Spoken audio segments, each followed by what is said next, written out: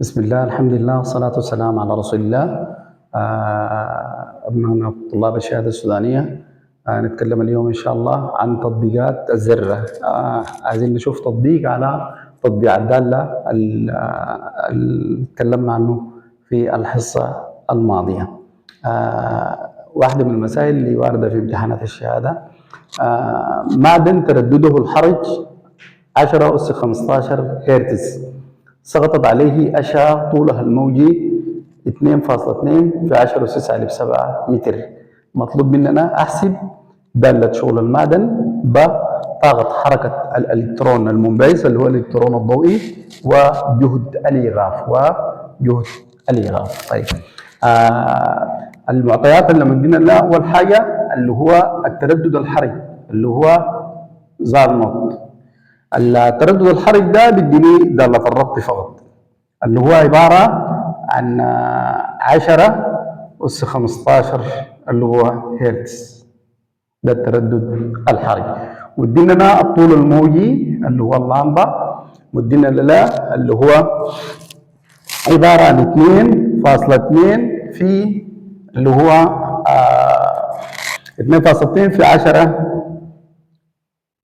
في 10 أس سالب 7 متر. ده اللي هو الطول الموجي. الطول الموجي معروف مربوط باللي هو التردد وسرعة الضوء، التردد العام للضوء اللي هو سرعة الضوء في الفراغ. سرعة الضوء بيساوي التردد في الطول الموجي.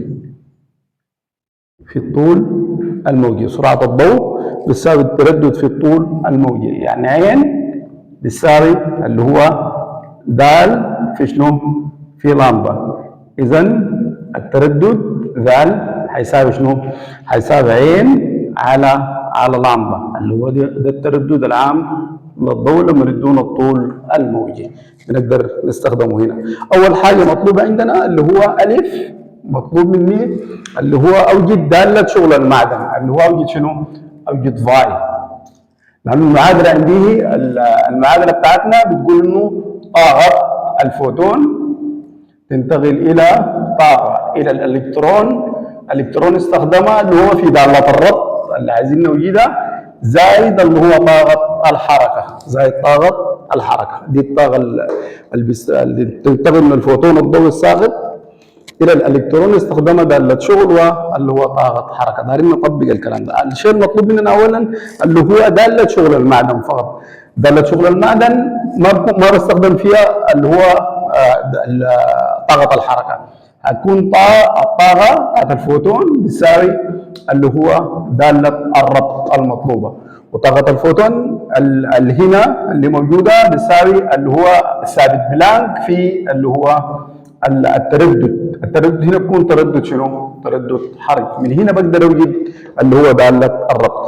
عندي ثابت بلانك معروف اللي هو 6.6 ناخده تقريبا اللي هو في 10 أس سالب 34 جول.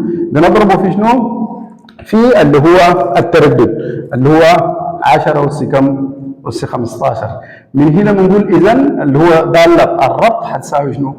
هتساوي اللي هو 6.6 اللي هو فيه 10 سالب 34 و15 اللي هتكون سالب اللي هو 19 جول. اللي هو دي عبارة عن شنو؟ اللي هو عبارة عن طاقة الربط أو دالة شغل المعدن. دالة شغل المعدن ده المطلوب اللي هو ألف اللي هو ده. دالة شغل المعدن.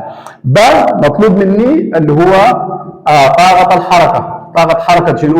الإلكترون اللي هي دي طاقة حركة الإلكترون المنبعث اللي هو الإلكترون اللي هو الضوئي. في الحالة دي الإلكترون خلاص عايز يتحرك من سطح المعدن بالمتبقي من الطاقة.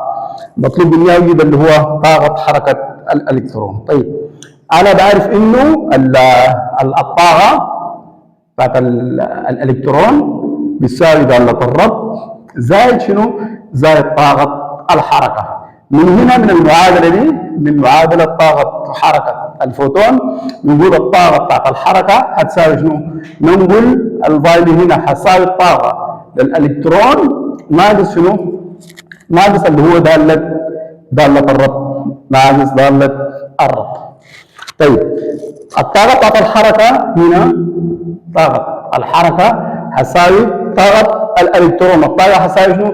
هتساوي ها سالب بلان في التردد العام للضوء اللي هو عن طريق شنو؟ عن طريق اللامدا، ما التردد الحرج، عن طريق اللامدا اللي هو المتبقي من الطاقة. هنحسبه هنا ونطرح منه دالة شنو؟ دالة ربط شنو؟ المعدن. ده بيدينا شنو؟ طاقة الحركة. إذا جبنا طاقة الإلكترون اللي هي جاية من الفوتون المتبقي اللي هو طرحناه من دالة الربط بتدينا شنو؟ بتدينا طاقة الحركة. طيب هنا في الحالة دي طاقة الحركة للإلكترون هتساوي اللي هو سالب بلانك اللي هو 6.6 في 10 أس سالب 34 مضروبة في مين؟ هنضربها في التردد ما عندي، التردد العام بجيبه عن طريق سرعة الضوء والطول الموجي. سرعة الضوء اللي هو هيكون عبارة هنضربها في عين على شنو؟ على لامدا، وبعدين ناخذ منه شنو؟ اللي هو نطرح منها بعدين اللي هو طاقة اللي هو الربط اللي جبناه دي، بعدين بنطرحها منها. هيكون عندي طاقة الحركة هتساوي شنو؟ هتساوي 6.6 اللي هو في 10 أس سالب 34 مضروبة في اللي هو سرعة الضوء 3 اللي هو في 10 أس 8 متر على اللامدا. اللامدا عندي اللي هو كم؟ 2.2 في 10 أس سالب شنو؟ 10 أس سالب اللي هو 7 متر. بعدين نطرح منها دالة اللي هو الربط حتديني طاقة حركة الإلكترون المنبعث. طيب من هنا اللي هو طاقة الحركة هتساوي ايه؟ لو حركنا الفاصلة هيكون عندي 66 على 22 لو حركت الفاصلة. طيب هتكون مضروبة في مين؟ 10 أس سالب 34 في 10 أس 8، ولما ارفع دي اعلى هتكبر بالموجب، هتكبر في 10 أس موجب كم؟ موجب 7 ناقص بعدين دالة شنو؟ دالة الربط. طيب هيكون طاقة الحركة هتساوي هنا لما نقسم هنا في 3 اللي هو مضروبة في شنو؟ 3 اللي هي سرعة الضوء 3 في 10 أس 8 اللي هي 3 هنا. لما نقسم دي هتجيني هم 3 66 على 22 في الثلاثة، هنضربها في منو؟ في الثلاثة اللي هو طالع من سرعة الضوء. هنضرب في اللي هو نجمة الباور بالنسبة لشنو؟ بالنسبة للأسس 10 ده هتكون 15 ناقص 34 هيكون كم؟ باقي 19 في 10 أس سالب كم؟ 19 اللي هو دي ناقص طاقة شنو؟ اللي هو ناقص طاقة اللي هو الربط أو دالة الربط. هنا هيكون عندي طاقة الحركة للإلكترون المنبعث هتساوي 9 اللي هو في 10 أس سالب 19 ناقص مين؟ ناقص دالة الربط، ناقص اللي هو 6.6 اللي هو في 10 أس سالب 19 اللي هو جول. هطرحها لو بنلاحظ اللي هو عندي كم هنا؟ عندي 10 أس سالب 19 10 سالب 19 هيكون عندي طاقة الحركة هتساوي لو طلعت دي عامل مشترك هيكون عندي شنو؟ هيكون عندي 9 ناقص 6.6 في 10 أس سالب 19. طيب دي لما نطرحها اللي هو هتكون 9 6 هيكون عندي 2 فاصلة كم؟ فاصلة 2.4 في 10 أس سالب 19 اللي هو جول. دي اللي هو طاقة حركة الإلكترون المنبعث اللي هو المطلوبة هنا في ده اللي هو طاقة حركة الإلكترون المنبعث. طيب دي موجودة اللي هي عندي طاقة الحركة. مطلوب عندي جيم آخر حاجة في السؤال، مطلوب مني جهد الإيقاف. أنا بعرف إنه الطاقة بتساوي لنا اللي هو فرق الجهد في شنو؟ في شحنة الإلكترون، إذا أنا مطلوب مني الجهد، يبقى الجهد هيساوي شنو؟ هيساوي الطاقة على شحنة الإلكترون، هيساوي الطاقة على شحنة الإلكترون، والطاقة هنا طاقة شنو؟ طاقة حركة هتكون على شحنة شنو؟ على شحنة الإلكترون، وطاقة الحركة اوريدي انا جبتها اللي هو 2.4 اللي هو في 10 أس كم؟ أس سالب 19. إذا أنا قسمتها على شحنة الإلكترون اللي هي 1.6 في 10 أس سالب 19. أس سالب شنو؟ 19. طيب ده مع ده بيروح هيكون عندي اللي هو الجهد هيساوي شنو؟ هيساوي 24 على 2.4